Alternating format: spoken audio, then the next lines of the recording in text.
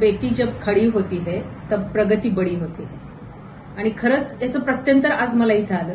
कारण हा फक्त इव्हेंट नाही, हा कुठला कार्यक्रम किंवा समारंभ एवढी संक्षिप्त एखाद्या शब्दामध्ये मी याला मांडू शकत नाही. ही स्त्री सबलीकरणाची एक चळवळ होती. 1300 मुलींना एका वेळी सायकल वाटप केलं जातं आणि फक्त ती सायकल दिली जात नाही किंवा त्यांना ते दान म्हणून किंवा मदत म्हणून दिलं जात नाही, तर ते बळ द्यावं यासाठी व्याख्यानाचं आयोजन केलं जातं.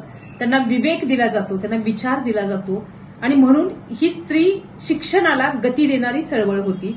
एवढा प्रचंड प्रतिसाद बघितला, त्या मुलींच्या चेहऱ्यावरचं जे हास्य बघितलं आणि असं वाटायला लागलं की आयुष्यामध्ये काहीतरी करावं याची उमेद देणारा हा कार्यक्रम होता. एक मंत्री आपल्या माणसांशी किती आत्मीयतेने वागू शकतो किंवा गावातली माणसं एक भाऊ म्हणून एका नेत्याशी किती जवळीक साधू शकतात याचं उदाहरण इथं अनुभवायला मिळालं. मुलींसाठी इतका सगळा चांगला प्रयत्न केला जातोय. अगदी बायोमेट्रिक केल्यानंतर त्याचा मेसेज घरापर्यंत जाणं महाराष्ट्रामध्ये कुठेही सुविधा ही मी बघितली नव्हती की जी मी इथं बघितली.